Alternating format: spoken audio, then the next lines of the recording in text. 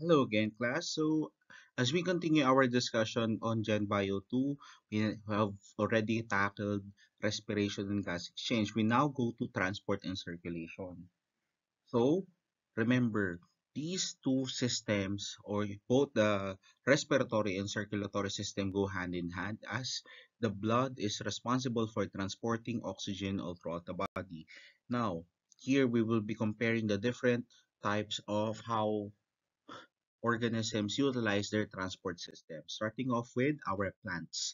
Now, this is a topic that we have already tackled during the first semester, specifically on plant tissues. Okay, so we have two plant tissues here present, your xylem and your phloem. Remember, the xylem are transporting water and solutes from the roots to the leaves. So the direction is upward.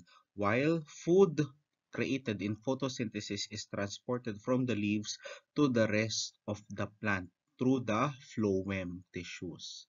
Okay? So basically that's it. We don't need to dwell with anything more specific than that. Remember, xylem transports water and other solutes from the roots to the leaves, and phloem transports the food manufactured from photosynthesis, starting from the leaves with the rest of the plant. Okay?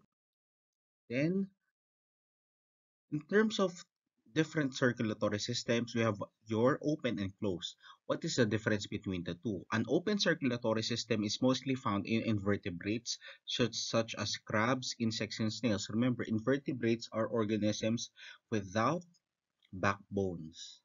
Okay? Ano meron sa kanila? Basically, open.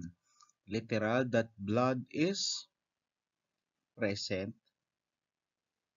na walang specific mga chambers that continues to or vessels na magpap mag-aano sa blood nila, okay, na magta-transport.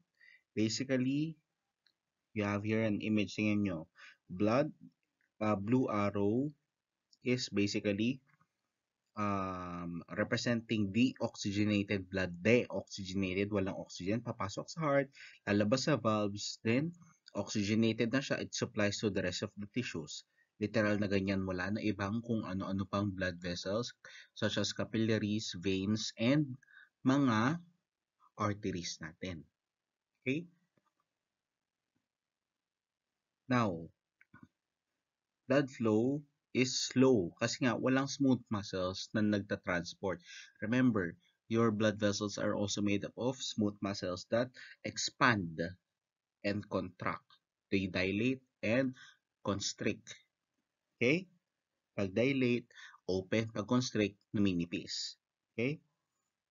So, freely moving lang ang mga blood and direct na may contact sa mga organs. Hindi gaya sa ating human beings and some vertebrates na merong presence ng blood vessels. That's the open circulatory system.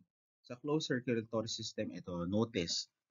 Ito, your lungs are connected to your remember, sa blue side, deoxygenated blood yan ha. Pag red side, oxygenated blood. Basically, yung blood flow, merong vessels such as arteries, veins, and capillaries and remains enclosed ang blood doon. Okay? So, ano ba yung mga meron sa human circulatory system? Meron tayong pulmonary and systemic. Pag pulmonary kasi, it composed of the blood vessels that transport deoxygenated blood from the heart to the lungs and return the oxygenated blood from the lungs to the heart. Sa systemic circulatory system, systemic other body systems, remember, palatandaan yung systemic systems. So, tatransport yung mga blood vessels ng oxygenated blood from the heart to other organs. Pag pulmonary, pulmo, lungs. Involved lang dito lungs, blood vessels that connect the heart and the lungs. Systemic, blood vessels that are present all throughout the body. Okay? So, let's differentiate first ano yung mga natin, blood vessels natin. Okay? So, veins. Pag veins, deoxygenated blood ang kinikerry nila. So, remove natin yung myth na blue ang dugo kapag walang oxygen na. Kaya lang siya nilabel na blue para madali natin siyang ma-identify when we study anatomy. Okay?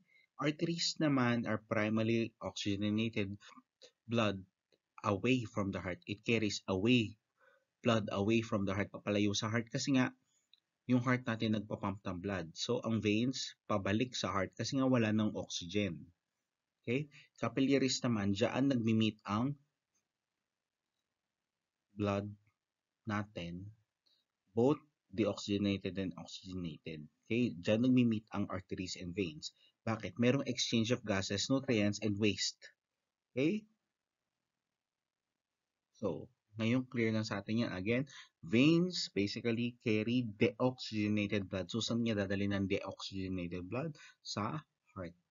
Now, ano naman ang arteries? They carry oxygenated blood away from the heart, papalayo sa heart to the rest of the organs. Capillaries, again, they connect or they meet in na kung saan sino ang nagmi-meet? Si veins and arteries for gas exchange.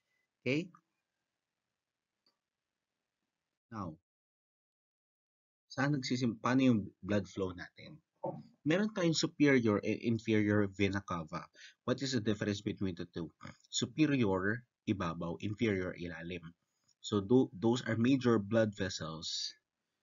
So, major veins na nagkikarry ng deoxygenated blood. So, pag superior, galing sa taas. So, yung mga blood vessels galing sa taas, upper, sa taas ng heart. Tapos, inferior, lahat ng blood vessels galing sa baba. So, sasalubong yan dito para ibalik ang deoxygenated blood sa puso. Papasok saan? Saan siya papasok? Sa right atrium. The right atrium, dyan sasalo, sila yung sumasalo ng dugo from the superior and inferior vena cava. Itong right atrium na yan ay hinaharangan ng tricuspid valve. Ano itong tricuspid valve na yan? Valve. Ayan, notice dito, ang direksyon niya. May parang point dito kasi nag-open and close yan. Okay? Bakit kailangan ino-open and close? Para ma-prevent ang backflow ng dugo. Okay? Kasi pag nag-backflow ang dugo niyan, that could pose a problem to the person's heart that could lead to certain reactions in the body, and sometimes it could be fatal to the person. Okay?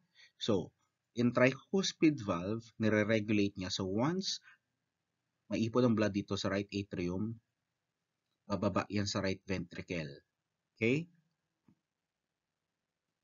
Ano meron dito sa right ventricle? It prepares para pumunta sa pulmonary artery. Ano yung pulmonary artery natin? May pulmonary artery kasi dito present. Ano gagawin? Okay? Sa pulmonary artery, so deoxygenated blood siya, di ba? Pupunta na ngayon ang deoxygenated blood natin sa lungs. Okay?